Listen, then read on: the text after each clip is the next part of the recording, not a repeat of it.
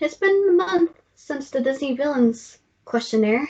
I think it's high time we talk about the heroes, more specifically, the Disney princesses. Hello! I have a rose because Beauty and the Beast. I have this crown, which, fun fact, I actually won this crown back in middle school at the Once Upon a Time dance. Is your camera on? I can't see you. I had a blooper. Oh, there you are. Show yourself.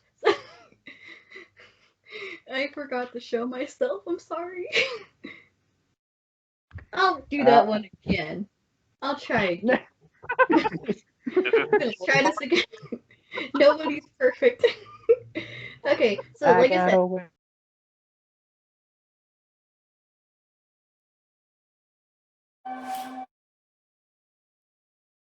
the animation studio that brought you beloved family classics has now introduced a streaming service, Disney+. And now, from the same community that brought you Reactaholics podcast, comes a new show where we discuss Disney+ content old and new. Disney+Pals. Welcome to Disney+Pals. So like I said, I have a rose, Beauty and the Beast. I have this crown that I won at the Once Upon a Time dance. No, I was not dressed up as any Disney princess. In fact, I was dressed up as Red Riding Hood. Nice. So I won this when I was 11, yeah. And I think, does it do a little, does it, no? Oh, it doesn't sparkle anymore, unfortunately. It used to do like this little sparkly thing. Maybe it's for the best if I don't turn it on. I don't want anyone to, medical reasons why not to turn it on anyway. But anyways, yes, today we're talking about Disney princesses / heroines, but mostly Disney princesses. I even am wearing a Frozen 2 shirt. We're talking about Disney princesses / heroines, and as you can see, Calum is wearing a Minnie Mouse headband thing. I guess because he couldn't find a crown, so I guess that's the closest thing he can do. And Kneale, you never show yourself, so. I'm what? Well, actually, fun fact, I am repping a princess today. Repping one of Disney's best princesses with my friend here.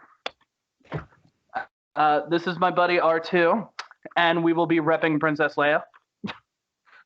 The best Disney princess. So, yeah. Well, actually, here's the thing. I forgot to tell you guys about this. We're doing pure Disney. And when I say pure Disney, that does not include any of the stuff that they own. Marvel, Star Wars. So unfortunately, we're not going to do Leia. Though she is pretty good, though. Just so I'm sure, you said pure Disney, right? So that means we can pick Walt Disney himself. Well, he did bring us this very first Disney princess here, which, fun fact, 14 years old. Yeah, guess you didn't know. She's 14. This one is 15. Yeah, that always bugs me. The age of all the Disney princesses, right? For marriage. Like, what? Yeah, I always kind of thought they were like old, like 20, and then when you find out, as a kid, I thought like Snow White was at least in her 20s, but she was actually 14, and that's kind of weird. Like and I thought Jasmine was at least 16 or 17, not 15. But hey, I think the average age of a Disney princess is between 16 and 18. Well, I believe Rapunzel becomes like a Disney princess. Like she starts her story on her 18th birthday. So like throughout Tangled the series, she's probably like 20. Yeah. Hey, and don't worry, guys. I have all my Disney princesses. Well, I mean, so very princesses whose age actually makes sense. One of them being Rapunzel. And Rapunzel even acts like a young adult, so that one's fitting for me. But go on, Shaq. Anna's 18, Elsa's 21, Elsa becomes queen, Anna's a princess, and then in Frozen 2, Anna's 21 and Elsa's 24, because they said it took place like 3 years after the first movie, if I remember correctly. Damn, Elsa and Anna can drink. Because I'm a blowout. So yes, we're gonna do the a very similar thing to what we did with the Disney villains last year, or not last year, last month. I'm just ready to get started. I still wish we could have counted Shuri from Black Panther and Princess Leia, but hey, I'm excited to do this. But Neil, you have to understand, if we're going to include Shuri as a princess, we need to add in the others like Captain Marvel and Rey. She's and not a stuff. princess. Shuri is a princess. Wakanda forever. Shuri is actually a princess in line for a throne. That is true. Captain Marvel is a space cop. Well, yeah. So wait. That means we have to discount all of the princesses from National Geographic too, right? I mean, Disney, like, those aren't fictional though, so they don't count. Disney princesses have to be like fictional. Oh yes, we're gonna get to the Disney princess role. You guys are gonna love this. We're gonna get to that one later.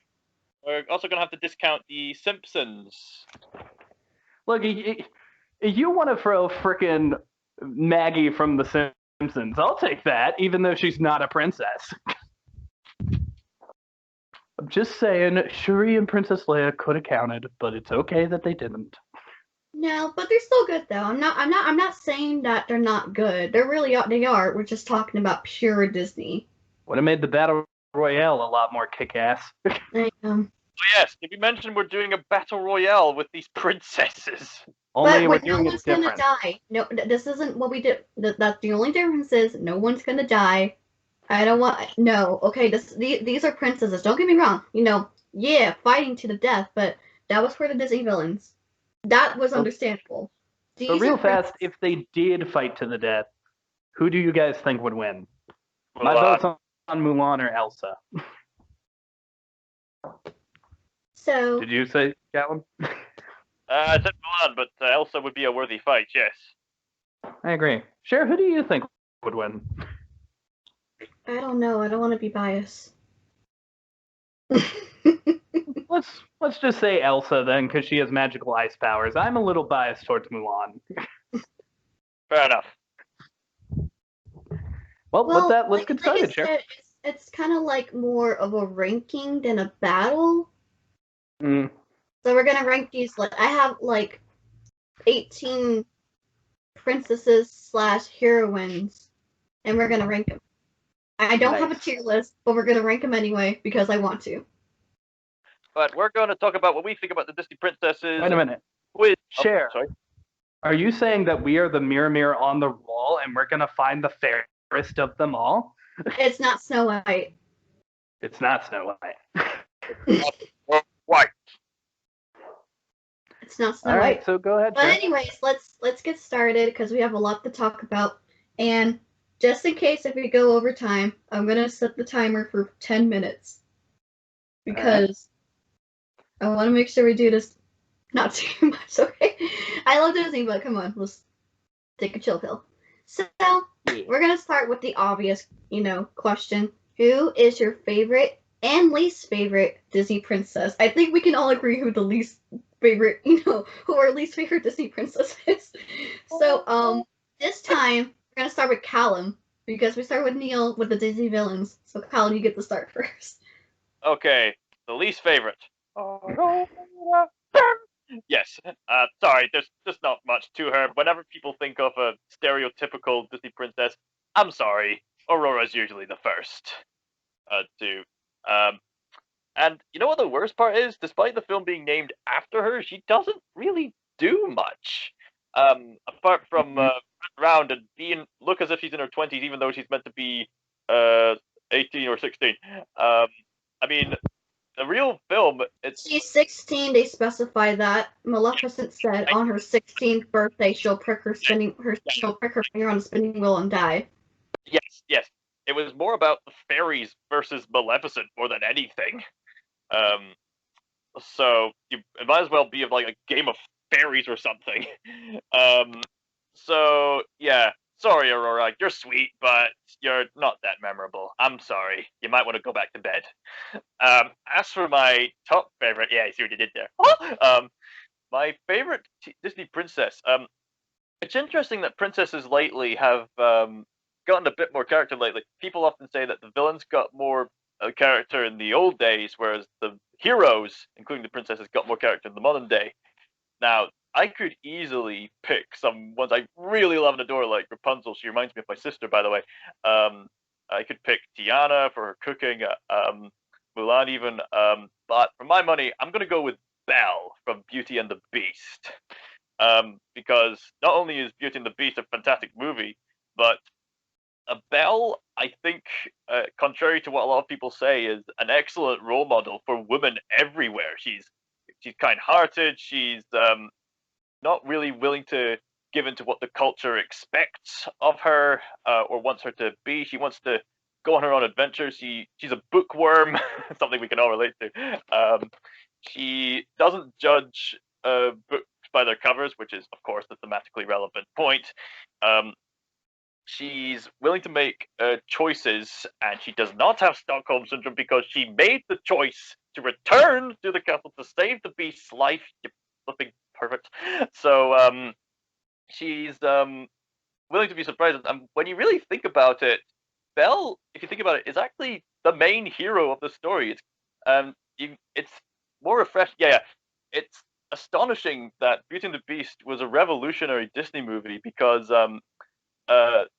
usually up until that point it was the prince saving the princess, but here we have a story about a woman who's saving the prince from himself, and this is one of those movies where the older I get, the better the movie gets as well.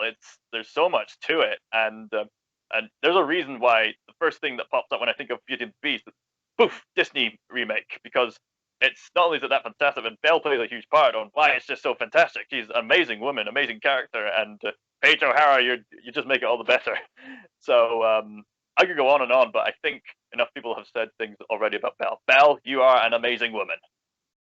All right, Kneale. I'm pretty sure I already know who your favorite and least favorite is, but go ahead, you can explain. Is anybody gonna pick anybody besides Aurora for the worst one? Aurora just look. I was even trying to make an argument that Pocahontas was the worst one because, people die in Pocahontas' movie and she couldn't stop it. But even then, at least Pocahontas is trying to do stuff and she's an active hero. Freaking Aurora sleeps during her film, walks around all dainty. She's just not great. I want a character that is helping. I want a character that is changing things. And when it comes to these female princesses, I specifically want one that's going to remind me why these characters are just so good and so memorable. Which is why, in my opinion, Mulan is always going to be the best princess, at least for me. Go back in time to the days of childhood when boys and girls would argue which one is better. We've all been there. We've all been a part of those arguments. And a little movie called Mulan showed Kneale that the answer is shut the fuck up, stupid children. Girls and boys are both awesome. Here is this awesome female character to show you that. Mulan saves all of China. She doesn't save one person. She doesn't save a prince. She doesn't get saved. She saves her father, saves her country, and saves herself on so many occasions in this film. You fall in love with her as she becomes a warrior. You fall in love with her while she wonders who she even is. And you just follow her throughout it. I think she has one of the best characters of all the Disney princesses, and she doesn't need royal blood. She's got that act of heroism and saved a country. Mulan's always going to be number one for Kneale. Well, that's good. So for me, I'll keep it short and sweet. Obviously, this one here is my least favorite. I'm sorry. We're sorry, Aurora. You look beautiful in both pink and blue. But you only have 18 lines in your film, and you're only on screen for 18 minutes, and half the time you're asleep. So, but I do like your Once Upon a Dream song, and I also like how you have a little bit more personality in the later, direct-to-DVD videos and Sophia the First and stuff. But I'm sorry, you just don't do that much for me. I'm sorry. Now for my favorite Disney princess, this one is a tough one because growing up, I love Jasmine. Jasmine was the very first non-white Disney princess, and so when it came to Disney princesses, I was more towards like the ethnical princesses like Jasmine, Pocahontas, Mulan, and especially Tiana. Tiana, I am as an African American, I am just glad there's a princess represented. And there should be a Disney princess represented for every single culture. I'm just thankful for this one here. Her movie is so underrated. It's just amazing. But she's not my favorite Disney princess, but I love her anyway.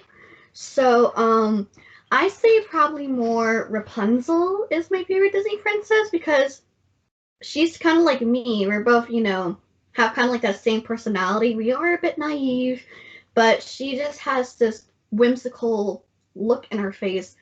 And Mandy Moore is a good singer. I freaking love Mandy Moore, and don't get me started on freaking Tangled the series. I freaking love Tangled the series so much. I feel you though. Rapunzel it's is my amazing. second favorite. Yeah, I would say like Rapunzel, Anna, and Moana. I think those three are pretty much my personality. For me, my favorites, it's Mulan, Rapunzel, Tiana. Those are my three favorites. But I will say each and every single Disney princess, even Aurora, had some type of impact in my childhood, and I love every single one of them. I love Mulan. She got me through, martial arts. I love Tiana, representation. Rapunzel, Anna, Moana, they're pretty much my personality. So, yeah, I would say probably Rapunzel's my favorite Disney princess. Aurora didn't do shit for me. Aurora was nothing. Aurora told me, hey, it's okay to sleep. Just don't sleep for like 100 years. You know who did do something for me, though? Maleficent. Damn, she's awesome. She is. So, now, the second question, and you guys are this is gonna be a very interesting topic here. Who has the best gown and regular wear? So when I say regular wear, think of like Belle in like the blue attire, her villager attire. That's what I mean by regular wear. So this is an interesting question for me because Cher can attest to this. We've been working on like a Descendants roleplay, and I've had to design costumes for all of the characters. Cher likes to wear dresses. So I have had to design a bunch of different Disney-themed dresses. And I think I've done a pretty good job, right? I'm thinking about regular wear. Some of these princesses, they wear their regular wear, not the majority of the movie, like Rapunzel and Moana, unless you count those like tribal ceremonies for like Moana at the end of the movie. So keep that in mind. I like how I was like, I've done a pretty good job, right? And no one said anything. I feel so bashful now. Oh, no, I nodded. I just had popcorn in my mouth. Well, I looked at a picture of all of them. Designer. And even though I don't think I'm going to pick her, I do want to bring up the fact that Mulan has two dresses. She has a pink dress and she has a green dress. And I freaking love both. I think she looks amazing. It's probably like the prettiest of all of the dresses, in my opinion. The green. I really like it. I think she also wore a blue dress near the end of the movie. Oh, she does. Mm-hmm. That counts too, but that's kind of still like her warrior outfit. But I love it. Yeah, green and blue, and her green ones are more casual attire. Her pink ones are more, ceremonial attire. Well, in the end, I didn't pick. I didn't pick her at all, even though I love her dresses so much. I actually picked Tiana because maybe it's just because green is a color I've always kind of been impartial to, but I love the lily pad aesthetic. It's not because of Peter Pan and Kermit the Frog, is it? Well, they're definitely part of it, but it was like a ton of fictional characters I liked wore green to the point where it kind of became a part of me. Same with the color purple. Yeah, I really appreciate the representation that she had with the ball gown dress there during her wedding ceremony scene there. So good job, Tiana. Just be sure not to eat any frog legs. Green is something that is not easy, and I appreciate that you are doing it. But the lily pad aesthetic, she just looks gorgeous in it. Her hair is so cool. And of course, like you know the story of Princess and the Frog, she spends most of it as a frog. So the fact that this dress references that so clearly is really good for me personally. I think Rapunzel is a second and then Mulan, but I love all three of those dresses with all of my little Kneale heart. We're talking about the difference between casual and ceremonial with Tiana. That is definitely a ceremonial dress, the lily pad aesthetic right there. I suppose I could mention the one that's coming to mind is Belle's yellow ball gown. It just stands out and it just makes her bright as the sun. Oh, shining like the sun. That's part of the lyrics, isn't it? As she's dancing around with the Beast, who's also got a nice dapper suit himself. Yeah, just big flowing ball gown. Just gotta love it. So yeah, it's just thought I'd mention that as well as that. In terms of casual wear, which one's the best for casual wear? I mean, Snow White. You're asking who has the best casual wear. I pick Mulan's blue dress, especially when she has like the thing she wins at the end of the movie, where she has the amulet. That thing, woo. Fucking love looking at that. There are characters like Snow White who have this very nice, quaint little blue and creamy yellow dress all the time, which is great for going outside as well as being indoors with as you mentioned, Rapunzel. She's always got the sort of purple gowny dress and always wearing it. And there's sort of a casual side. It's kind of a charm that she's always having bare feet, like a hobbit, because that's just really. Yeah, I know. Like the doll here, they gave me shoes right here in my hand. When we all know she likes to go barefoot, despite certain medical conditions, but still, like I mean, shoes. What the hell? If we're going by casual wear, 3 people come to mind. Anna and the fact that she wears pajamas in her movie. The entire movie of Wreck-It Ralph 2 and their casual wear. And finally, Ariel. She's literally wearing a bra and nothing else. That's fair enough. Oh my goodness. I think out of all the casual wears, I think I like Belle's. Because I love that blue, Blue and white. Yeah. And all I gotta do is just put my hair in like a freaking ponytail and look like a bow. It looks so comfy. But And there it, she goes like a strange no question. I mean, growing up, I remember for Halloween, I think either 2004 to 2005, I dressed up as a Cinderella, which is probably one of the most iconic dresses. And for you guys' information, yes, I know her dresses everywhere is blue, but in the movie it's technically silver. Ah. It's technically silver, but I think the reason why they went with blue instead of silver is because silver kind of reminds them too much of like a wedding dress, and it's more mature. So blue is kind of, especially like baby blue, that's more towards girls, and it sells better, I think. It's close to the silver, I guess.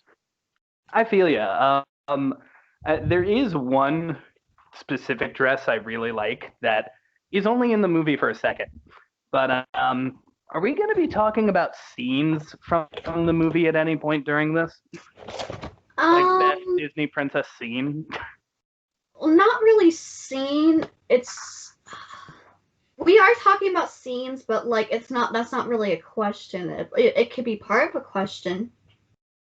Well, I was gonna bring up that in Princess and the Frog, Tiana, when she's being like tempted by Dr. Facilier, has like this really nice, flashy jacket when she's dress when she's in the casino gambling. Yeah. The 1920s flapper dress. Yeah, D20s, yeah. Yeah, and that scene, like, I just wanted to talk more about that scene, honestly, because it's so cool with him tempting her. Like I said, there's definitely going to be a scene talker, but it's a question where you'll be able to describe the scene. So, there's one dress I really want to wear so bad, and it involves this character here. Elsa. More specifically, the Frozen 2 white goddess dress that she wears, and like show yourself, like that transformation scene. Oh my god. And her hair is down. It's not in her little braid anymore. It's like, it's so beautiful. It's not the best, but it's just looks gorgeous. I love it. Oh god, it looks so beautiful. I think you are underestimating Anna in pajamas.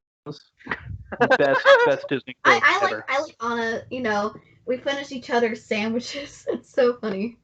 Anna in pajamas. But anyway, so we technically kind of already discussed this. At least I know I definitely discussed this. But the third question is, who is the most underrated princess / heroine? You can either choose a heroine or a princess. Heroine or princess. Now this would I'm have thinking about it. The main 12 official princess lineup. In terms of princesses, the first one that comes to mind, at least for me, again, she's not necessarily the best, but you did say underappreciated, so just keep that in mind. I'm thinking Kida from Atlantis, the Lost Empire. She is the daughter of the Emperor of Atlantis. And she's got a responsibility, and she eventually becomes the queen after the events of the series. It does have a connection with her and her people. She's sort of the initial get to know her culture once we get here kind of person. She does have, in terms of aesthetics, she has an amazing scene with the Crystal Chamber. You should also listen to the music of that scene. It's astounding, that presentation. She also knows many languages, so that's quite an impressive art to pull off. He even knows French, which Mo is native to, and he whispers her something and he punches him in the face. Oh yeah, she also has these healing crystals, so that plays a part in Atlantis as well. So, and she's also voiced by Cree Summer. Cree Summer. Now, where was she in again? Cree Summer is the voice of Susie Pickles from, Susie Carmichael from Rugrats. She also does number 5 from Codename Kids Next Door. She's usually one of the ones that has like that raspy voice. And she usually plays a lot of African American characters. So if you think of any African American characters that have kind of like raspy voices, that's most likely going to be her. She's also Elmira from Tiny Toons. I definitely have an answer to this question. I think it is Giselle. Hey! Well, I love Giselle. I love you, Amy Adams. Giselle from Enchanted, played by Amy Adams, is essentially a Disney princess that a lot of people don't count. I count her personally, but hey, I understand why some don't because it's live action and animated. I think she's very interesting because she goes from like living this one life to adapting to a new one that she finds she likes a little bit better. And she also has to fight a dragon in the real world, which is something no other Disney princess, to my knowledge, has done. Dragon fighting. Yeah, where were you on that, Aurora? He was taking her long to nap. She was literally taking a nap. You were sleeping while that was happening. Did you see the whole thing? Anyway, but Giselle is a great Disney princess. Her song, That's How You Know, like, that you love him or whatever, Like, that song is great. Her whole movie funny? is very interesting to Family watch. went to New York and we got to that field and just went, "That's how you know." She's great to watch, and Amy Adams really does capture the stereotype of a Disney princess. I think she fits right in with everybody else. I think she's great. The whole film is pretty I much wish she was official. it's pretty much a parody of the other Disney princesses, while still being its own fun film.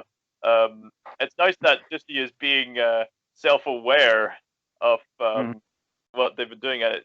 It makes it for a really fun movie for all the family to watch. Yeah. I mean, by far, the most underrated Disney princess will always be Judge Frello. What? Yep. By far. Well, I say for me, definitely for me personally, I think I wouldn't say the most underrated, but definitely one of the most underrated would be Tiana. I mean, the movie is just so great, and it talks about how it's great that you work hard, but take time for yourself. Go out and meet new people. Like I said, it's good to work hard. Not you gotta work hard to get your goals, but take time for yourself. Be yourself. Go meet new people. And she has a fabulous song, "Almost There."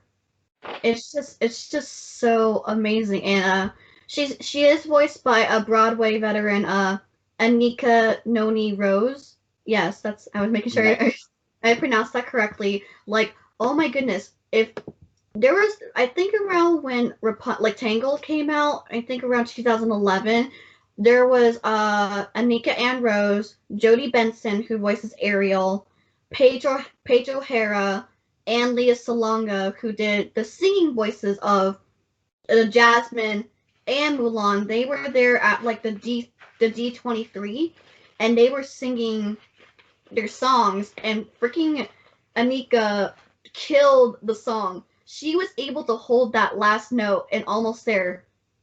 Even like when the song ended, it was just amazing, and I just love Tiana. I'm just glad that there's a princess for African American little girls like myself, and I just love her, and I just wish there was more of her, like Sherry and Well, others. she is getting a ride soon. She's gonna be getting a Disney ride. Sweet. I'm surprised. Wait, a ride? Should it not be a restaurant? She's getting a ride. We're gonna talk about the restaurant. We're gonna talk about the restaurant. Yeah, I thought so. I mean, restaurant. I think if you give Tiana a restaurant, as awesome as it is, it does kind of promote that stereotype of ladies in the kitchen. So I also like that she's just straight up getting a ride. Okay. I mean, Tiana loves the kitchen. She loves the kitchen, but give her both. Give her a restaurant and the frickin' ride. Yeah. I mean, I'm not saying don't give her a ride, but at least give her the dignity of her greatest dream. She's not real, Calum. Well, technically, Tiana was based off of an actual real life Louisiana cook, from what I've read. Right. Shit. Give her a restaurant. Fine. But anyways, number 4, we're gonna meet our cute little cuddly animal sidekick. So, which princess, out of all of them, who is the best sidekick for the princess? I already have my answer. I would have picked Mushu. But then Mulan 2 happened. You went villain. Well, I feel like I guess technically I could go first because I already know who my answer is. If you want to, go ahead. Freaking love Pascal, the chameleon from Tangled. He is just so funny and very witty, and helps Rapunzel, especially in the series. He has his moments. It's just so funny, especially when he sticks his tongue in Eugene's ear. It's just hilarious. Very helpful animal companion. So, Oh, also shout out to Bruni, the little lizard for Elsa. Mm. I think the Reactaholics fans are gonna know who I'm about to say here. It's Ray from Princess and the Frog. Ray is a lovable lightning bug, played by, I believe, Jim Cummings. Yes. He is a great character who has this love story with a star. And it's so interesting to watch this derpy little lightning bug just go about, but also have his deep moments. And unlike most other Disney sidekicks, Ray dies for his cause. Ray sacrifices himself to help Tiana. And the ending of his story is he gets to be a star as well. And that's a beautiful ending for Ray. I think his story is so complete, and he really is a great little character. It really shows what you can do with these sidekicks. Neverland was born. Ray became the second star to the right, leading to Neverland. I mean, there's 2 stars up there. You got me. Does Your have turn. nothing Pick to someone. do with anything? I mean, there's a wide range of them. I could pick a wide range of them, but I was thinking through. But Callum's favorite is clearly Olaf the Snowman, played by Josh Gad. Animal, maybe. Mineral, definitely. So when it comes to animal sidekicks, I'm thinking about how resourceful and helpful they've been. I'm going to mention some of the older princesses because I want to give a shout out to the mice from Cinderella because they have done so much for Cinderella. I mean, Cinderella eventually managed to get out there to that ball after years of oppression and abuse. Just managed to have a well-earned dance with a nice, charming prince. She would not have gotten far without her mice friends. Her mice friends were there. She helped them out, and they helped her in return. Treat others the way you want to be treated. They were good friends. They were. She would have someone to confess her feelings to. They would help her with carrying a few things like getting her ready for the morning. So it's good to have those kinds of animal sidekicks. And let's not forget their greatest feat. They managed to get all kinds of materials from scratch, mind you, make a dress.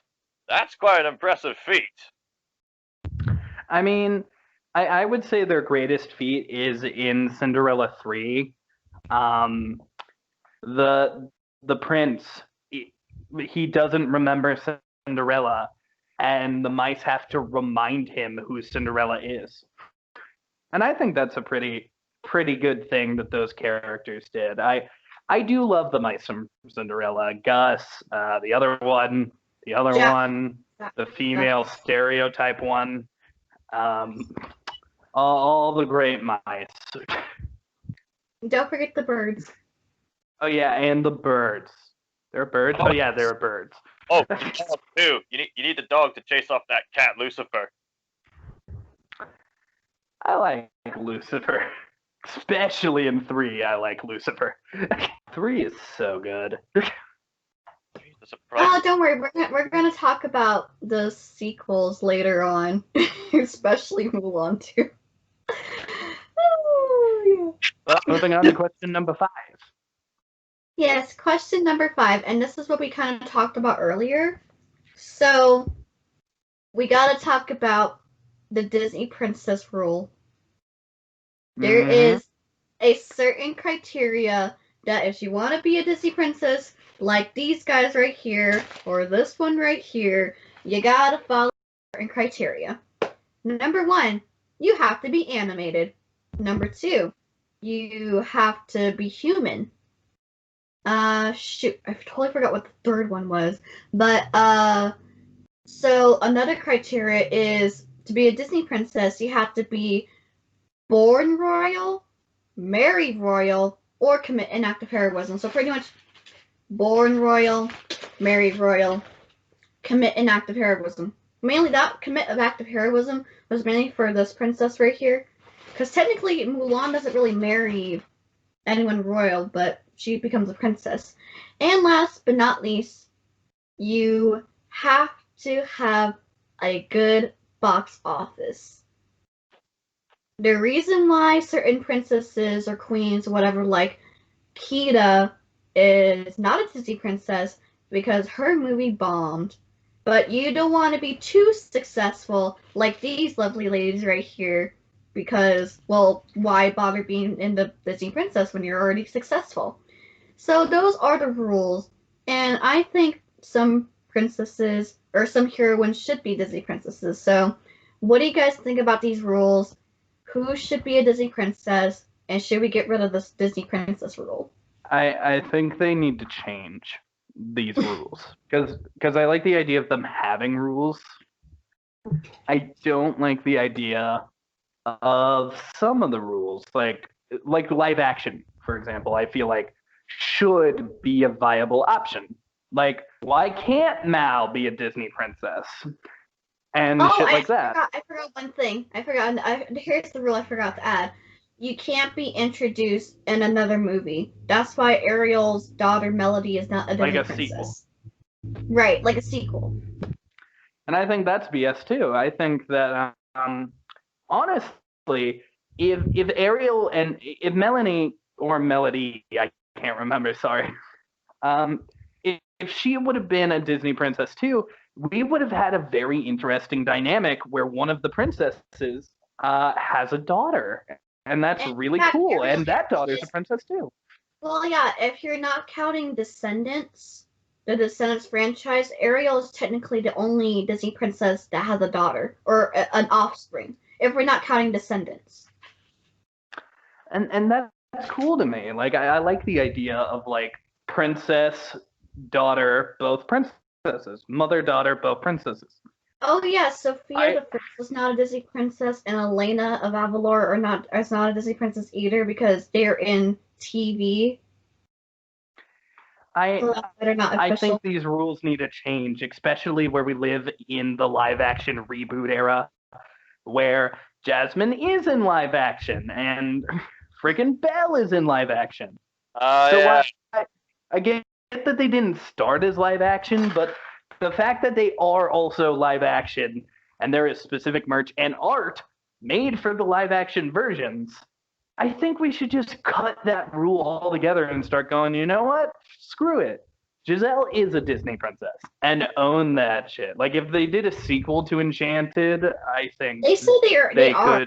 I don't know what's taking them so long. I mean, I guess because of the Fire Nation and the Disney villains trying to attack us, but yeah, they're supposed to be making it. I just don't know when it's gonna ever come. If they do, marketing here, Disney, you can take it from me, do this, say Giselle's a princess, and you're done. That's it. That's a great way to market this new movie.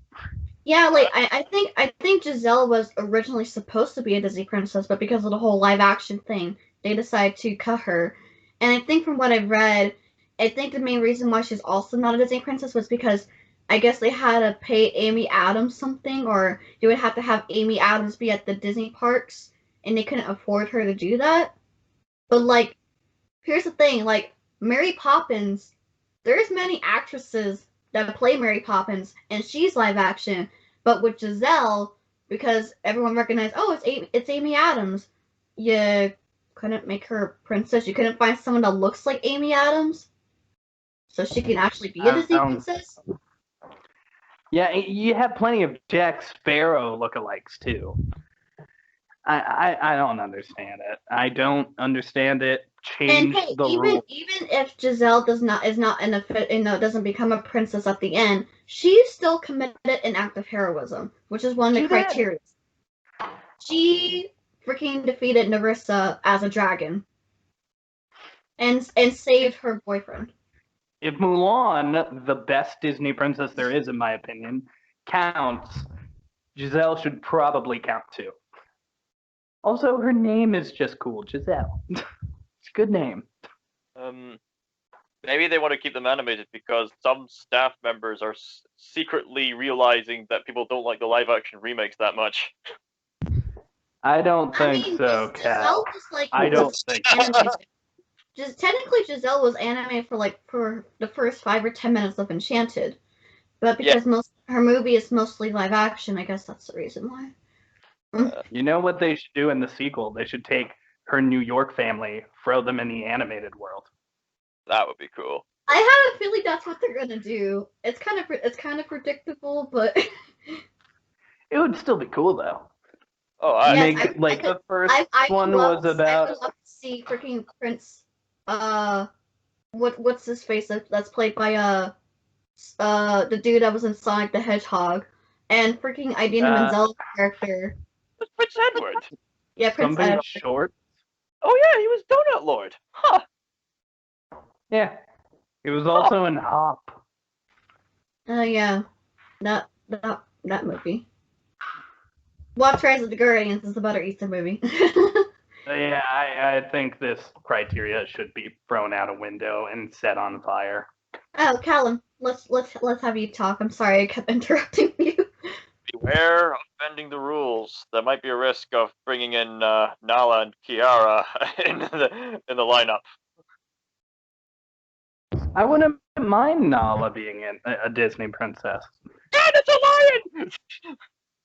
I like it. It's a lion. I like lions. Like lions. Lions are cool. All right, change the rules, I suppose. I think Timon is actually the best Disney princess, but we'll get to that.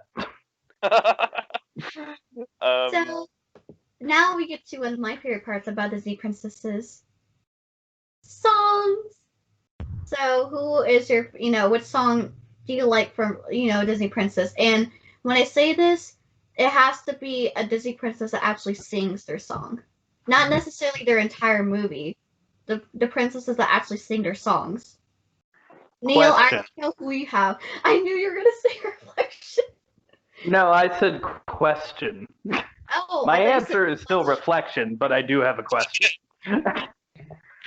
Does it have to be like a solo, or can it be a song they sing during? Like, could A Whole New World count here? That's kind of bending it, but I will accept it. It doesn't matter to me. I pick Reflection. In that case, we're gonna have to dig a little deeper, because Tiana sings at the end of that one, like the very end of that song. She does sing during that one though, and in all of like the Disney shows and stuff, like in terms of the cruise ship shows and stuff at the Disney parks, she sings it there too. I think that counts as a Tiana song.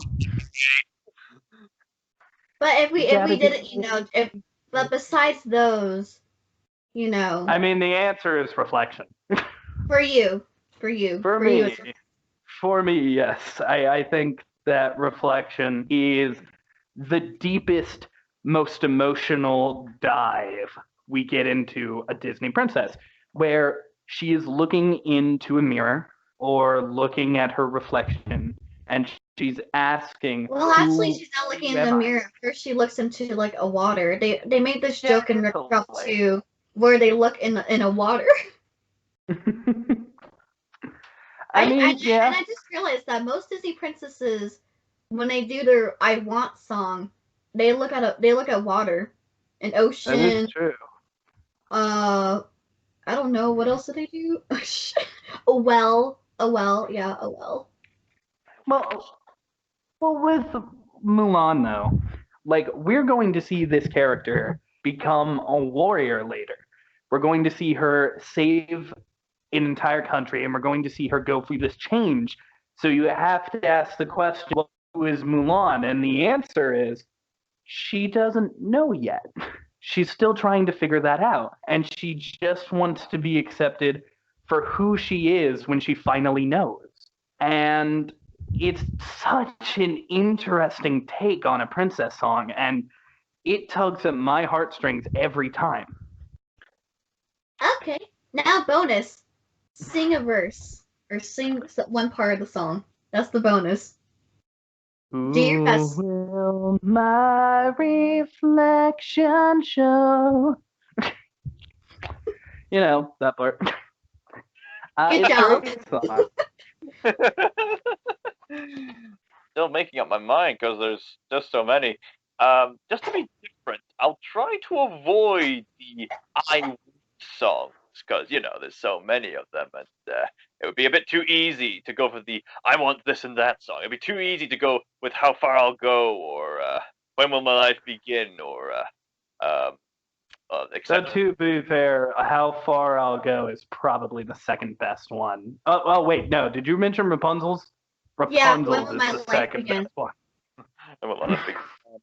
Then Right. I'll read the books, maybe 2 or 3. I'm thinking of one that would perfectly encapsulate the character as such. I'm in this case, maybe a close second would be Moana's reprise of How Far I'll Go, where she's reminiscing on who she is, how she's gonna fill in the role for her ancestors, and she's gonna sail the oceans. I am Moana. Yeah.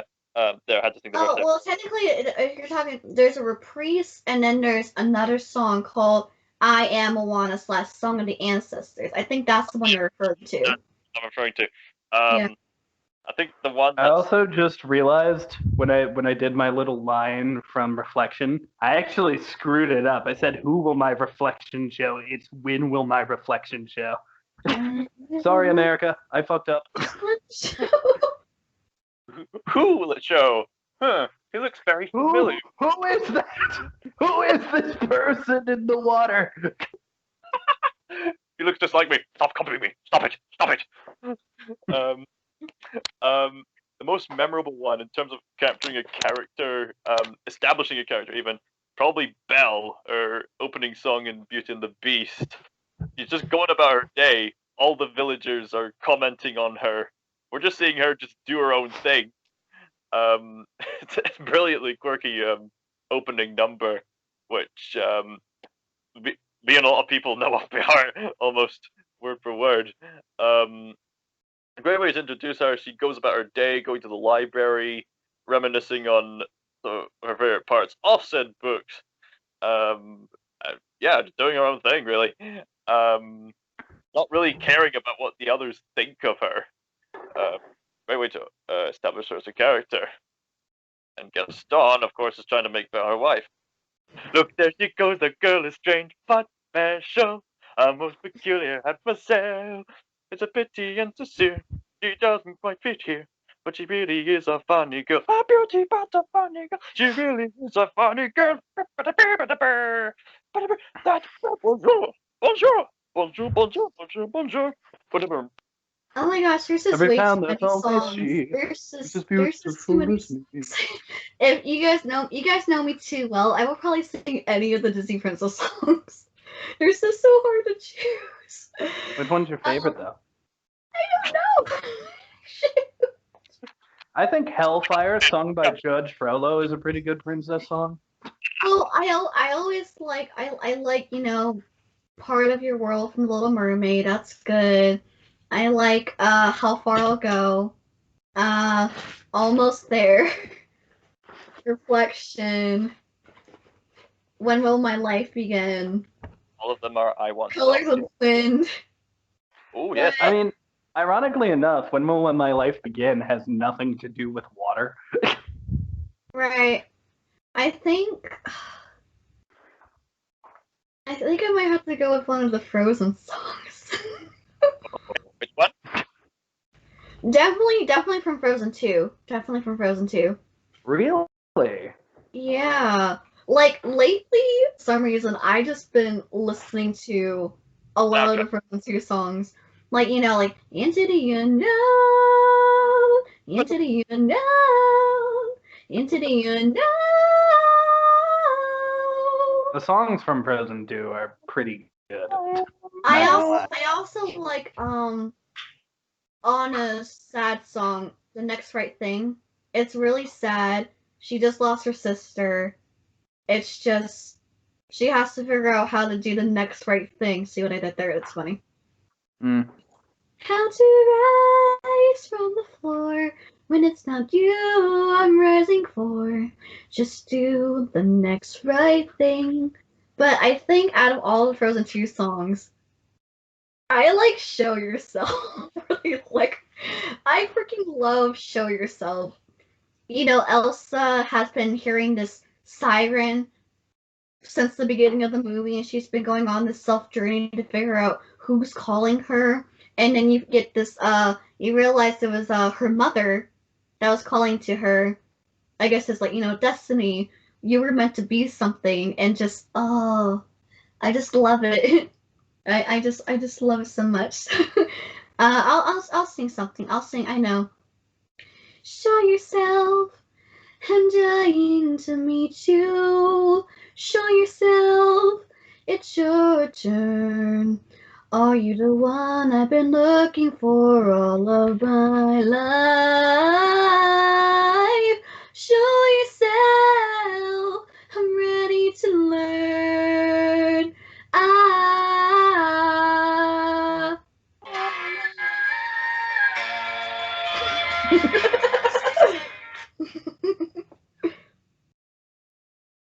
Risking the conflict was worth it. It was worth it. It was worth it. Hey, at least I didn't play the entire thing. I just played that portion. That was it.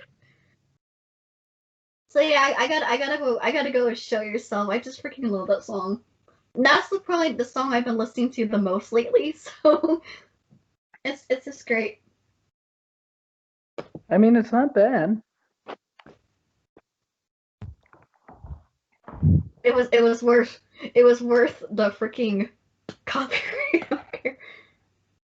Yeah, we don't make any money here, anyways. It's all for free for you guys. Question number 6. 7. 7. Well, going off of the songs, going off, you know, the Disney Princess songs, what are your thoughts on covers and parodies? Anna Pantsuit does the best ones. I like Anna Pantsuit as well. I also like LC Love Rock. And there's just so many that I love. There have been, and I think Anna Pantsuit is also good too. I also like Patty Cake Productions when they do their Disney Princess Academy. They did Happily Ever After, and then they did those 2 Christmas songs. So I like their content as well. We showed Calum Disney Villains Lair this past week. It was amazing. Those aren't really covers, but those are really good. Right. Well, I also said like parodies as well, like, you know. I think I saw a parody where oh shoot, Paint. I like Paint. Paint, this person, he did like the Disney Princess and Disney Princess like parody. You ever wondered why Disney tales all end in lies? Here's what happened after all their dreams came true. All I remember was like Little Mermaid. I think Oil spill. Oil spill, like Beauty and the Beast was Stockholm syndrome. Elsa became Hitler. Mulan became a guy. Yeah, Tiana had like a controversy, which I'm not gonna. Let's just say it's due to her current position of where she lives. Right. Pocahontas had the disease and stuff, from what I remember. Adios, amigos. Yeah, that was ooh. Cinderella also had the Stockholm syndrome. Oh yeah, and she got like electroshock therapy. I know. Electroshock therapy. And then there's another one where like this one lady did like Disney Princess disorders of Disney princesses. That one was pretty funny too. Don't even get me started on what they did to Peter Pan. I don't want to talk about it. Well, no, that's why we're talking about Disney princesses. We're not going to talk about the heroes, the dudes. No, they are important. We're not talking about them. But with that, what's the next question? Oh, that was pretty quick. Yeah, we all answered. Oh, I have to get something first. Talk amongst yourselves about your Disney princess stuff. All right. All right. Greek sojourn. Okay. You had to dress up as one Disney princess, but like a male version. What would it be? That is a very good question. Let me think about that for a moment. Male version. I would love Rapunzel's clothes as like a male version. Like a sort of purple, something similar to what Flynn would wear, only a bit more purple aesthetic. A little go bit. by. Yeah, the rich color. I'm still going bare feet because bare feet are comfortable. Purple pants as well. Have a very long prosthetic beard. You know, because women grow the longer hair, the men grow the beards. We're not allowed to cut. I wouldn't grow the beard. That's not part of my costume. I could wear a long hat. Rumpelstiltskin, Rumpelstiltskin, let down your beard. Because that's what we want from life. Beard gleam and glow. Let the chin hair shine. Make the clock reverse. Bring back what once was mine. What once was mine. Healing people with beards. Cher is dead. Where did she go? Come back. Come back. Show yourself.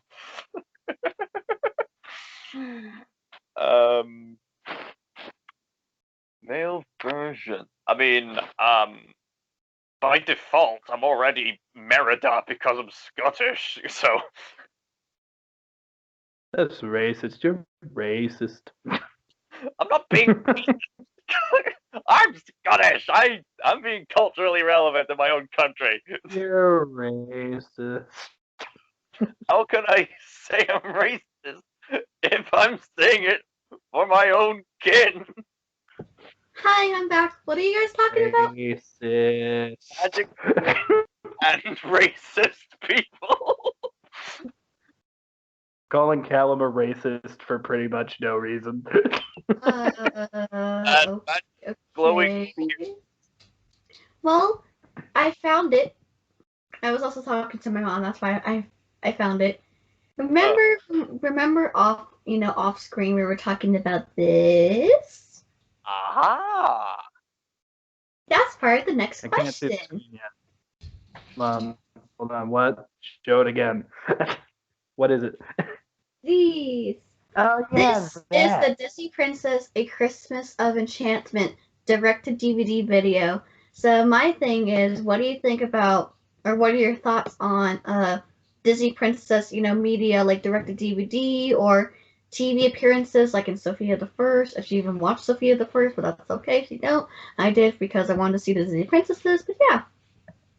Yeah, I wanted to watch Sophia the First to see that too. I think I saw Tiana's cameo, but that's it. I think I've seen everyone except for Merida. I saw her crossover with Elena of Avalor, and that was actually a surprisingly pretty good movie. It was pretty all right.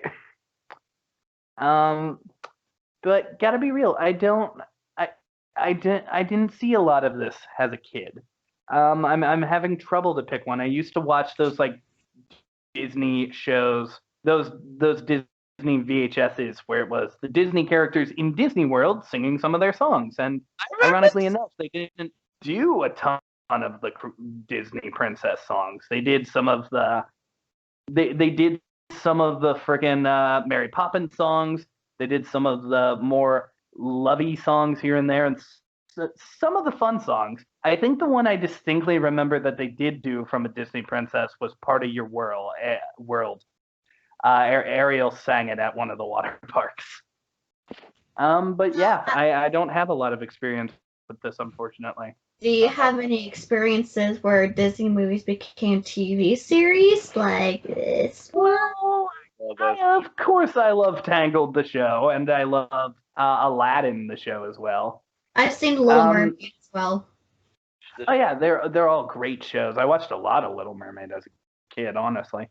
But yeah, in my memory right now, I can't remember a ton about them. I'm not gonna lie, but yeah, I love Tangled specifically. It's so good. It has great villains that are so iconic. I really love that they continued the story specifically in the way they did because Jeremy Jordan got to be in it, and that's important to me. And so was Eden Espinosa, who was actually Elphaba for Wicked at a certain time. I think after Idina Menzel left. Yeah, but Jeremy Jordan. I like Jeremy I Jordan love too, that. and I also like Eden Espinosa.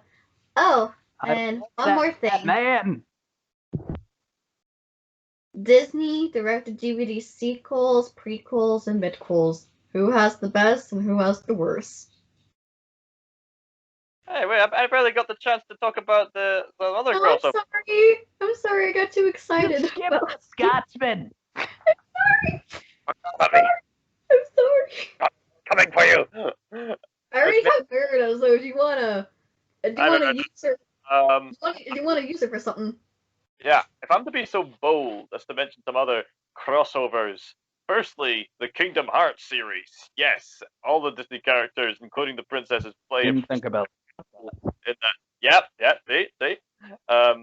Kyrie's kind of an underrated princess as well, and the princesses all play a crucial part, and some of them, fun fact, get to be assistant characters. Ariel gets to help out tremendously in the despised level. Mulan kicks some butt in an awesome way. Rapunzel is a side character in one of the best levels of Kingdom Hearts 3, and she's amazing. I think the best levels in Kingdom Hearts are the Halloween Town ones, but I think my second favorite has to be the Land of Dragons, which is Mulan's level, and it's freaking awesome. Another crossover I'm going to mention, this is not a spin-off as such, but all the princesses up to that point are there. It's Ralph Breaks the Internet, and all the princesses, all of them, make brilliant cameos with self-aware humor, discussing about Vanellope's position as a princess herself. Not a stereotypical one, but she spent some therapy time with them. The humor is just amazing, and the best part is Why isn't Vanellope a Disney princess? Oh yeah, we forgot to talk about Vanellope. Yeah, I think she should be a Disney princess. Her movie did pretty well. Indeed. And the princesses even get together to save Ralph in a hilarious yet awesome way of saving him from falling down. And the ones who are from the hand-drawn films translate quite well to the digital animation, whilst simultaneously mildly parodying them with the exaggerated eyes and expressions, as well as bringing back all the voice actors that they could, like Paige O'Hara and Idina Menzel and so forth. That was awesome. You have magic hair, magic hands. Do animals talk to you? Were you poisoned, cursed, kidnapped, or enslaved? Did you trade your voice Did you trade your voice to a sea witch so you can have a pair of legs? Do you have daddy issues? And the $1,000,000 question: Do people always assume that you need a big, strong man to save you? Yes, she is a princess. Yes.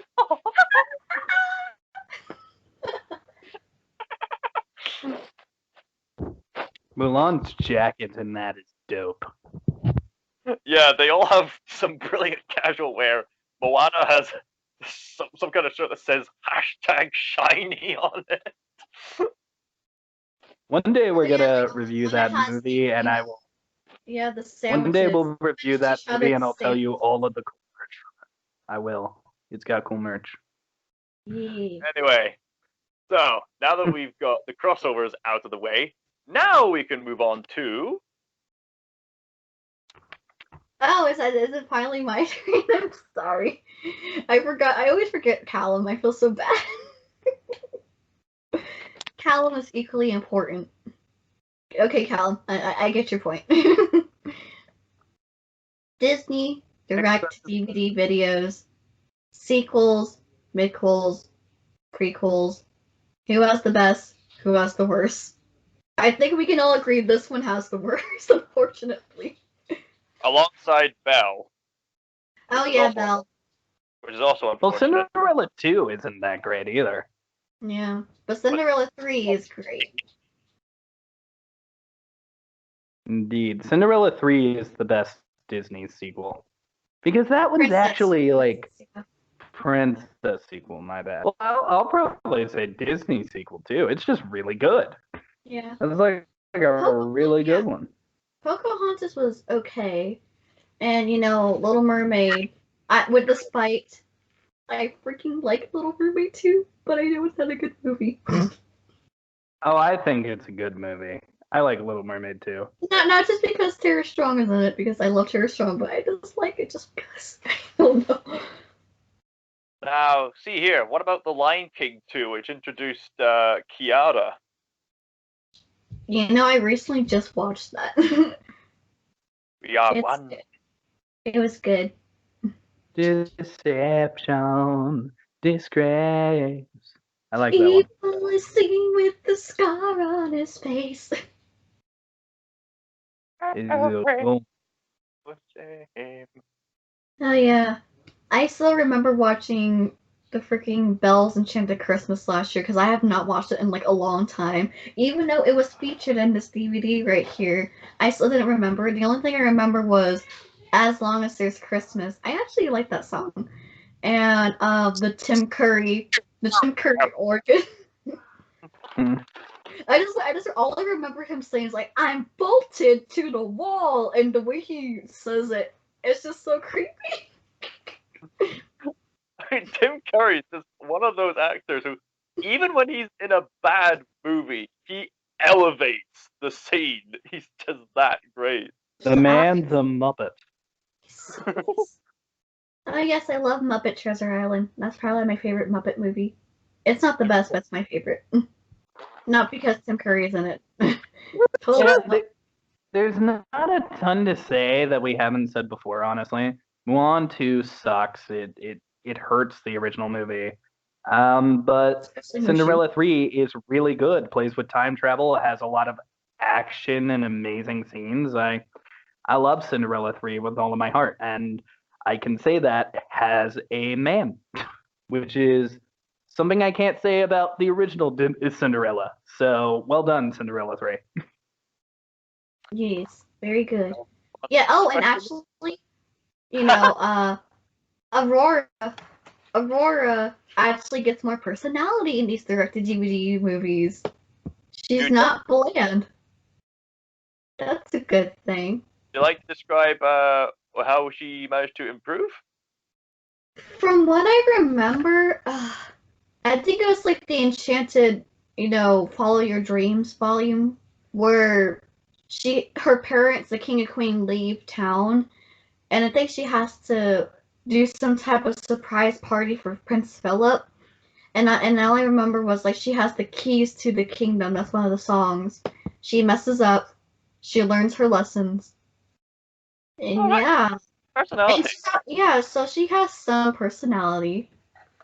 At least, is not as bland. That's good. And yeah, so speaking of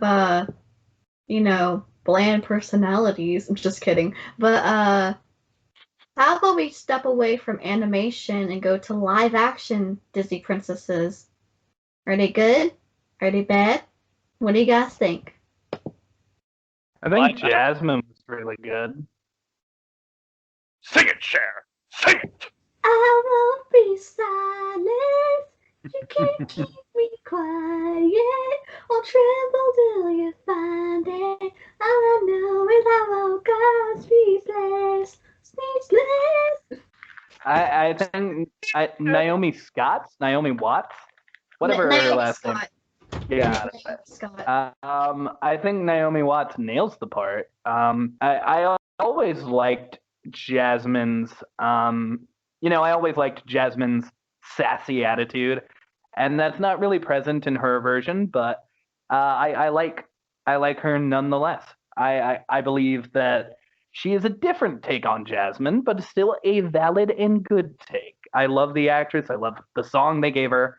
Lord knows she needed one. It's fine. I love her. I don't like any of the other ones, like at all. I mean, the least tolerable one. I mean, the most tolerable one. I mean, as outside of Jasmine would have to be Cinderella. I actually kind of like Kenneth Branagh's Cinderella remake. It was quite charming and had a few things, even though Cinderella herself is still a little bit questionable in how they tried to make her stronger, but ironically more dependent when you think about it. But she was still charming in her own right, and I liked watching that version of Cinderella. Yeah. I mean, I mean, when I first saw Beauty and the Beast, I hated it, but then rewatching it, it's not so bad. It's just no offense to Emma Watson, when she speaks, it's okay. When she sings, it's a different story. It's very auto tune. So coming from someone that is not really great at singing, like all the good notes, I feel like I could sing better than freaking Emma Watson. Just so, I'm not, I know, but that. How would you feel about that? Step into her shoes. You don't know crap. I agree with myself. I think she's fine, but overall, like, I don't care about her. Like, and that's terrible because Belle is this great character, and yet this version, I'm just like, I care more about the Beast than her at all. Yeah, she's just, I don't know. I think the way that they portray her is just a little bit towards the feminist side. A little bit towards the end. I think, and also Elle Fanning as Aurora, it's kind of like a hit and miss for me. I don't know. I thought she was. I still have yet to watch this movie live action. I've heard a lot of controversy about it. I'm aware of certain things that Disney's done that they should have never done in the first place. The only thing I remember, or I mean, I haven't even watched it yet, but the only thing I like it so far is the Christina Aguilera "Loyal, Brave, and True" song and her updated rendition of Reflection. So Nice. Oh yeah, Christina was in the original version of Mulan. Right, yes. Thanks for reminding me of that. Yeah. Yeah, her songs are great. I have seen the live action, and I don't have a ton of opinions on it, except for the original is so much better. So yeah, if I want to say something positive, I'd say it's not terrible, but it's not that great either. The actress herself who plays Mulan, she does great as sort of an action star. Definitely looks the part. It's kind of a shame that the film's major weakness is that it's got a lack of proper characterization. But even with that said, you can still imagine her. She does still fit the part of being this heroine of China, of someone who's out for. I could bad talk this movie until the cows come home, Calum. So yeah, so far we have these princesses right here that went from animation to live action, and I believe the next Disney princess that's supposed to be live action is this one here from Under the Sea, played by, I think her name is Halle Bailey. Which Ariel is getting race gender. How do you guys feel about that? Because I know there's been controversy. I personally don't mind it, but I can see why people are really angry about it. I don't know what they're complaining about. Because they want Ariel to be. They want the red hair. Just stop complaining and try to embrace difference, okay? I mean, the only time I heard Halle Bailey sing was during that time where Disney did like the musical, special on ABC where like certain stars would sing Disney songs, and some of the original people came, and Anika and Rose did Almost There with Halle and her sister Chloe, and it sounds great. All three of them together harmonizing was really good. So I think, Halle has a great shot. Plus, she's at the right age. Because Ariel's supposed to be 16. I think she's my age. Either 19 or 20. And I think she has a shot. I just don't think. I think we're judging her too quickly. Yeah. Personally, because we once again everyone's saying this isn't going to work because we're looking at the skin. We're not looking at the actual performance, the character. Yeah, I gotta be real. I don't care what color, race, or anything Ariel is. I I don't love the live action remakes in general, but it's not because of like the actors or actresses. I just praised Naomi Scott. I think Ariel is fine as long as you can sing really well, and also you got to remember a lot of Ariel's like story, she can't talk during it. So because of that, they really need to get an actress who can emote and can really tell the story without actually telling the story, like without talking. And if that happens to be this person, then get her. Who cares what color her skin is?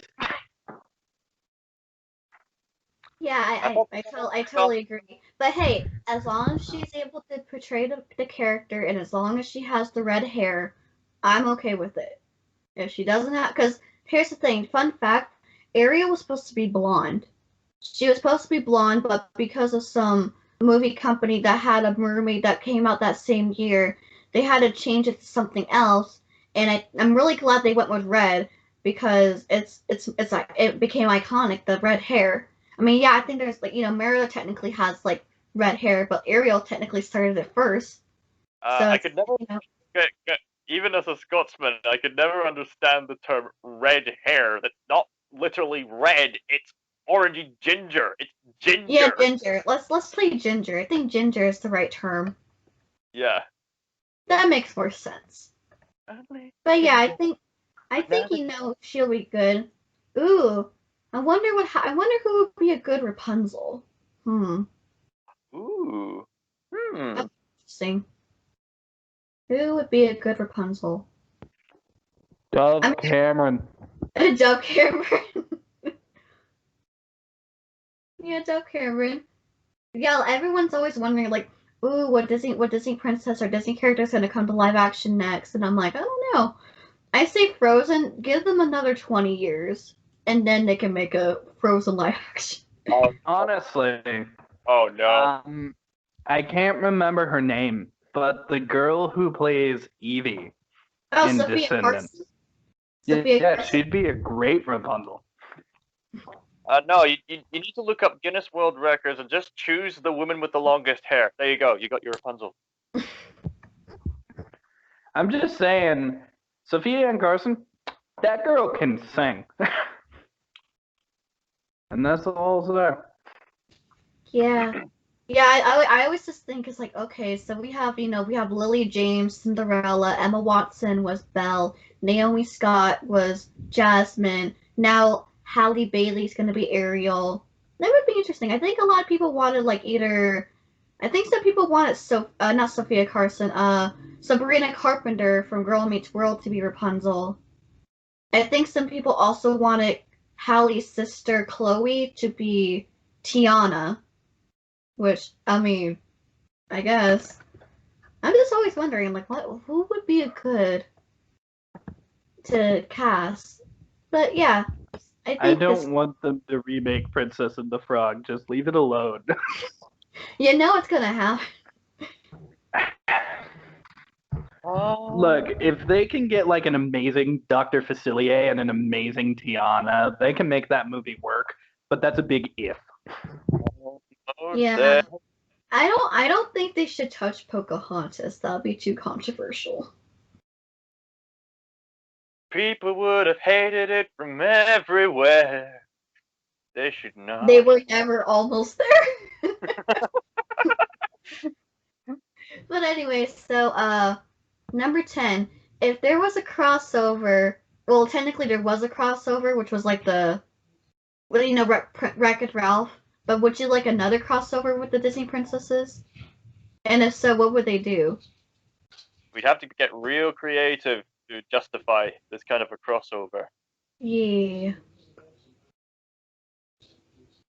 Honestly, I just want to see them together again. I just don't know what they should do. There's this thing going on right now with DC. Cher told me about it. It's called like DC Hero Girls or something.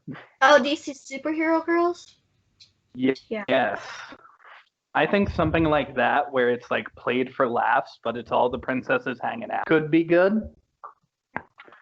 I also think it would be neat if, because there are seeds there to where you could take all the Disney princesses and put them together. I think it could be cool if maybe we just got like an episode where of like Tangled the series, which is over now, but let's play pretend and say it isn't.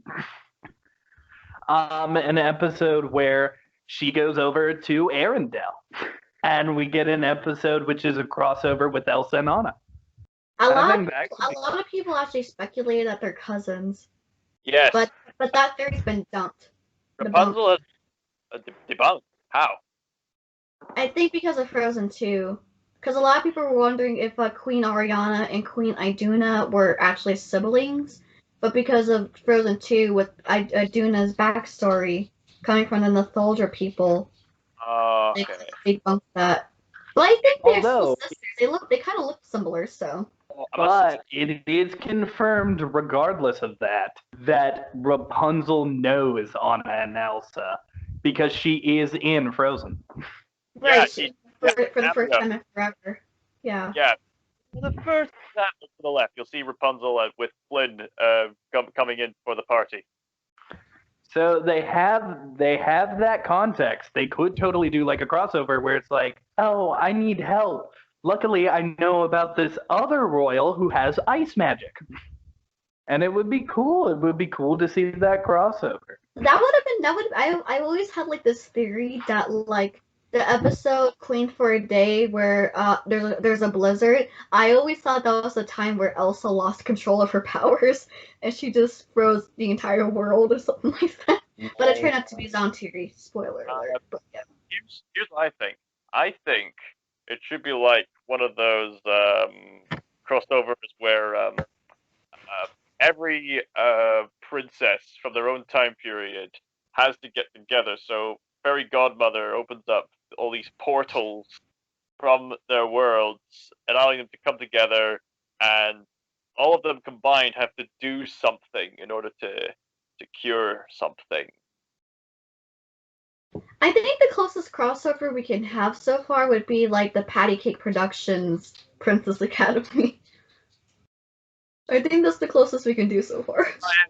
That's right. As well as I mean, they have played with the idea before, though, because in Once Upon a Time, Merida and Mulan team up and become this like group of adventurers.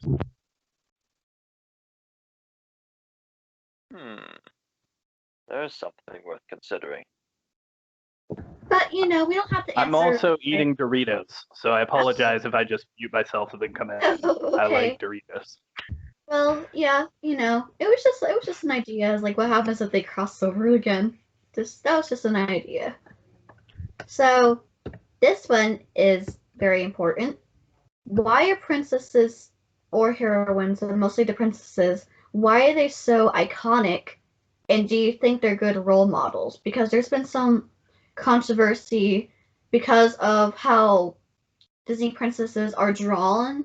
The little girls and older girls as well, they kind of feel like that in order to be pretty, they have to be like them, and they go through some eating disorders and self-image problems. And do you think they're still good role models, and why are they so iconic?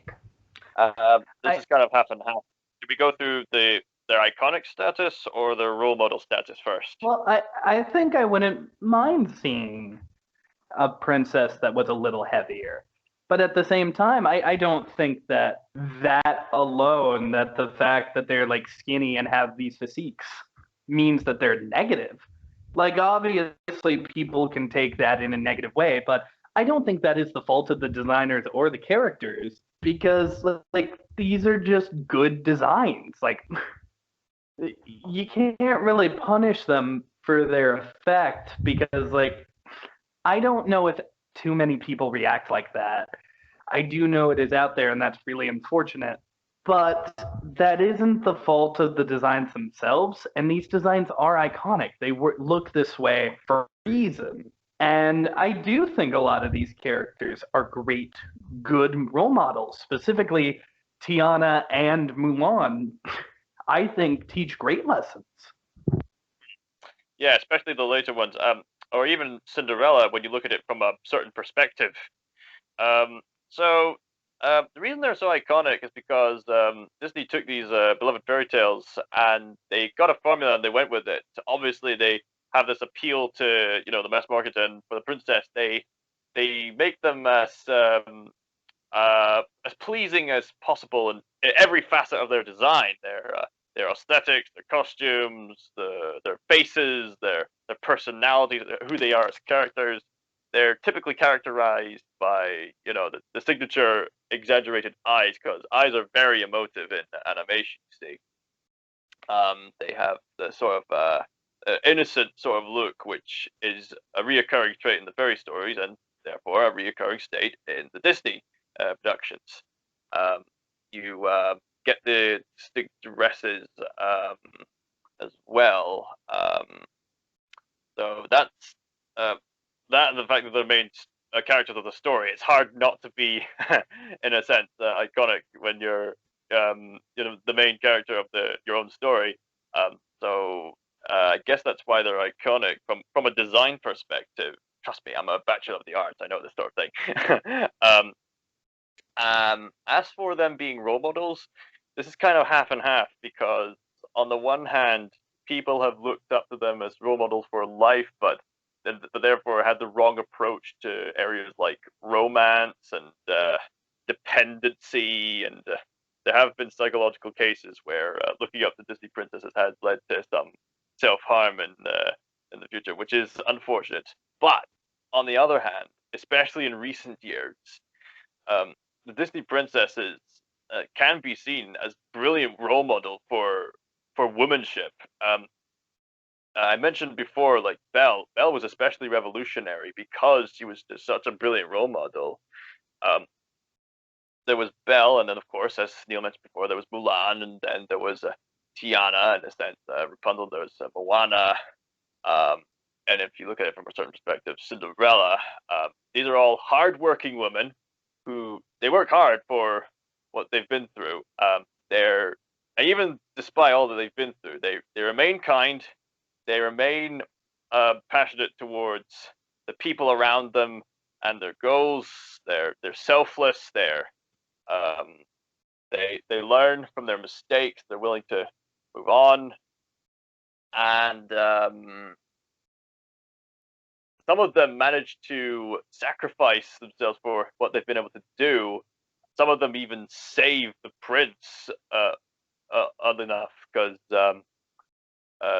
jumping into action, the women can do that too. And even if jumping into action is not what they do per se, they can save people on an emotional and spiritual level, because they're there for the support. And that hasn't been more relevant with like characters like Belle from Beauty and the Beast, where the Beast is literally like outraged his whole life. He's thinking he's a monster, but Belle looks past that, and Beast opens up because of that. There's characters like Tiana, who helps others to work harder, but as Neil mentioned before, she herself learned that you should take a break every now and then.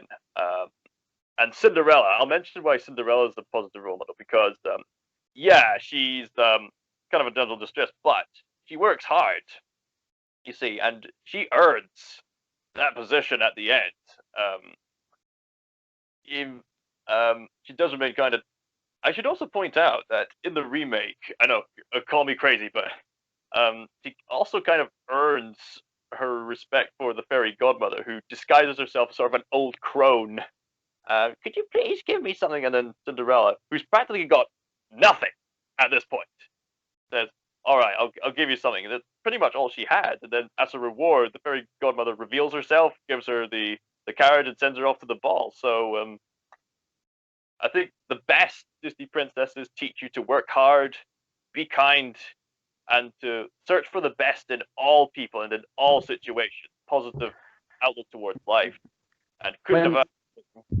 When you think about it, it's actually kind of interesting that the reason we all said Aurora is probably the worst one is because she didn't do anything. Like she was the, like, I guess, stereotype people are believing, where everything just sort of worked out for her. Like spoon fed. I think that's another reason why people think that Disney princesses are not good role models, is because the idea of true love and romance, like what Calum said, is not idealistically realistic in the real world.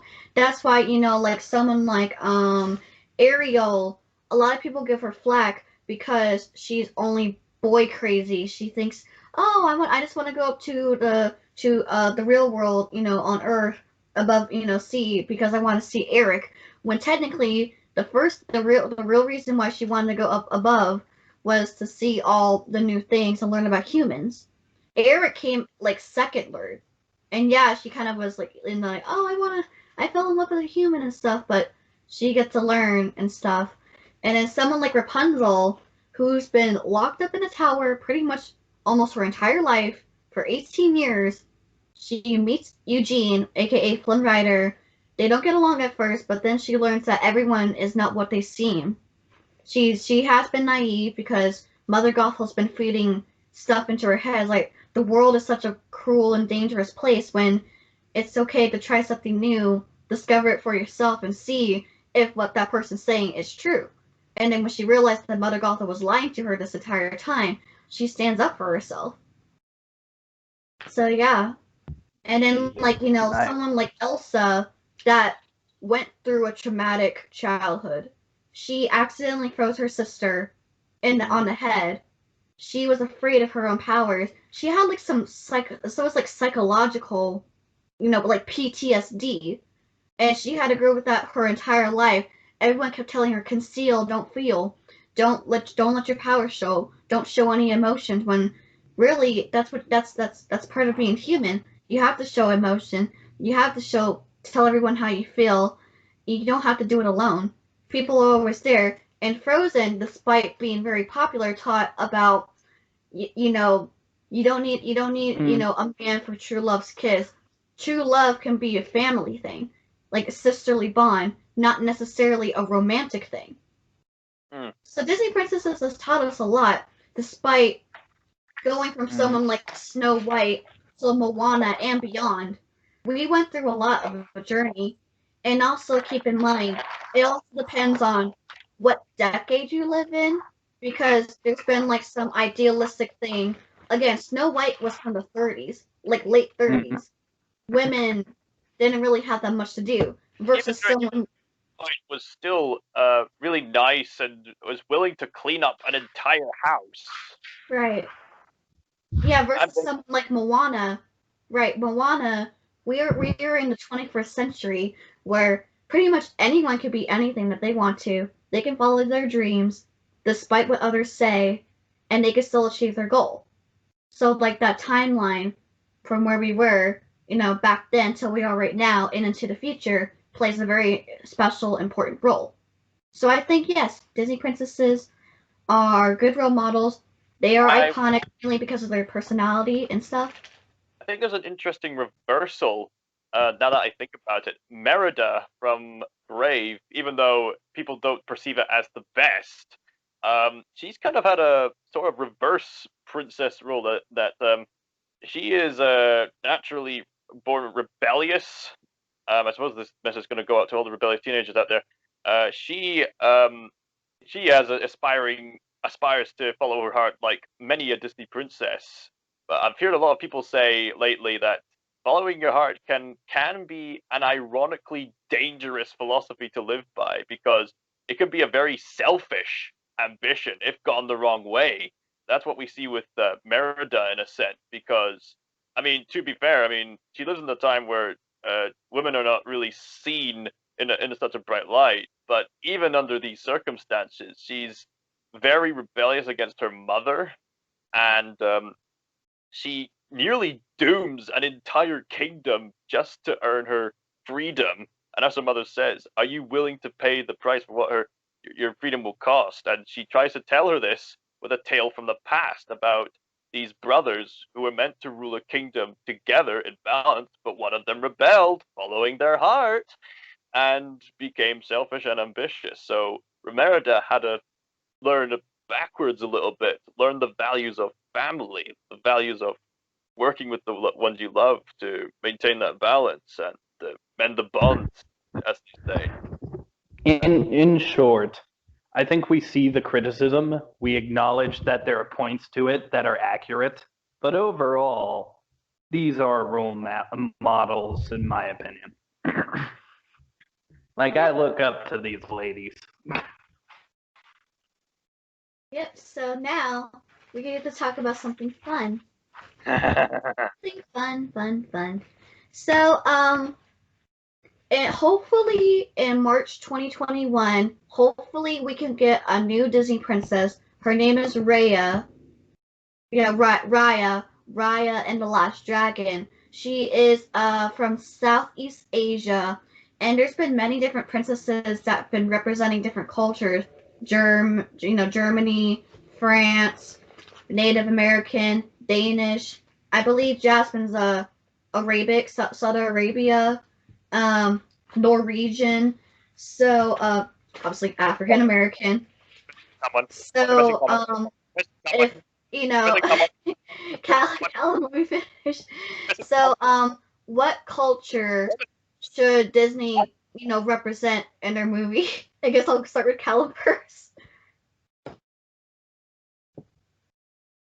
Oh, now he shuts up. Speak, boy. What do you want? Hey! Okay, my culture's represented. Okay, move on. What do you pick? Oh, also Polynesian. Here we go. Calum, what do you pick? Are we gonna talk about Qatar? I mean, Raya. Well, we don't know what that much culture. about Raya. Pick one. We don't know about Raya that much, except for that she's from Southeast Asia. I was just asking what other country culture should be represented in the next Disney movie, for future Disney movies, I should say. Can you guys hear me? Yes, we can hear you now. Got it. In terms of culture, it's interesting that the first thing that comes to mind with different culture is something that's ironically not Disney, but from a former Disney animator, Don Bluth, who's been known to make them pretty dark yet still enthralling children's movies like Secret of Nim, Land Before Time, American Tail. His other latest masterpiece was Anastasia, which is of course based on the sort of urban legend surrounding the real life event of the disappearance of Anastasia of the Romanovs. So I think it took a bit of time for even the Russians to warm up to it, but there you go. There's a representation of Russia from a former Disney animator, if that counts. It does. Disney does own Fox now, and a lot of people are wondering, is Anastasia going to become an official Disney princess? I guess we gotta see. Don Bluth was a Disney animator the whole time. Huh. But I think that I think the obvious answer here, like, honestly, I like it when they kind of do their own fictional thing. Like Arendelle always looked really pretty to me. I love Corona. Wait, I thought we weren't supposed to say that word. We can say that part. We can say it in that context. It's about context. Like, if we're talking about a place and kingdom, we can say Corona. If we're talking about something that's affecting the entire world right now, maybe say Fire Nation. We're all living in the kingdom of... You hush, you. So wrong, guys. You hush. But I Egypt. think Japan. Oh, Japan. I think Japan would be cool to say. Yeah, I was also gonna say maybe Rome. Oh, Italy? Or well, yeah. Is there an Italian princess? I don't think there is. I think Elena is more Latina. Yeah, Elena's Latina. So I wouldn't be surprised if Italy is on the way, and like I'd love to see stuff from Rome. Huh. Yeah, Italian princesses. Yeah, we do need an Italian princess, come to think of it. We also have yet to see Australian oh, that'll be interesting. An Australian princess. I mean, we've seen what they can do with Tiana, and I'm forgetting where Tiana is from. What's the Tiana's from name? Louisiana. I was gonna say we've seen what can happen with like Louisiana and these really cool things. So I would love to see Yeah, them and do the culture Pocahontas of is Australia. technically from Jamestown. Mm. She's Native American. I mean, if you squint, that counts.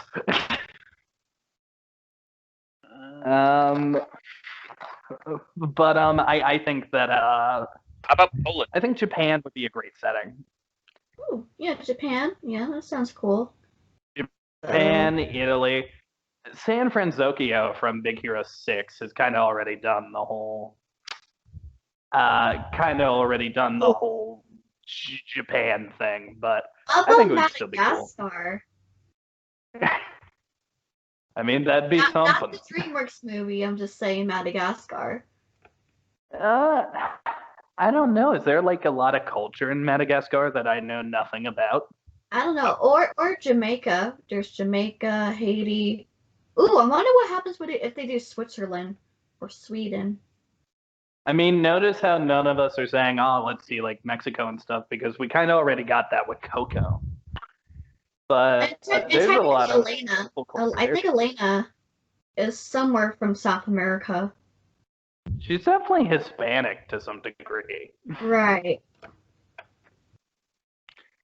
But yeah, I don't know. I'm ready to be surprised, honestly. Oh, wait and see. Yeah. Yeah. Hopefully Rhea or Raya. I think everyone keeps saying it's Raya, not Rhea. Raya. Hopefully Raya's going to be a good movie. I'm actually looking forward to it. After seeing Onward, I just want to see Disney do more fantasy shit. Like Onward was so good, in my opinion, in that regard. Yep. So, last question. Well, almost there. Yeah. If you could visit any Disney princess realm, where would you go? Ooh. Corona. I would say like probably Arendelle, or maybe Atlantica, or oh shoot, I know freaking Aladdin. You know what? I changed my answer. Abwa. You know how in Ralph Breaks the Internet, Vanellope is technically a princess? Yes. So I picked that little awesome Disney website thing where you can hang out with all the Disney princesses, the freaking stormtroopers. I could hang out with the Marvel characters too because Groot's in that movie. Agrabah! I knew it started with the freaking A. Oh god, Agrabah, yes. You forgot what Agrabah was? I knew it started with an A. I kept saying Ababwa because I kept thinking about Prince Ali. I think there is actually a place I can go to, and a lot of people go there every day. Just go to the Disney Castle in Disneyland. I can't go there right now, or at least you shouldn't. The Disney villains are invading right now. That's why. The kingdom. Yeah. Not for Florida though. They're still being invading in Florida, but you can still go.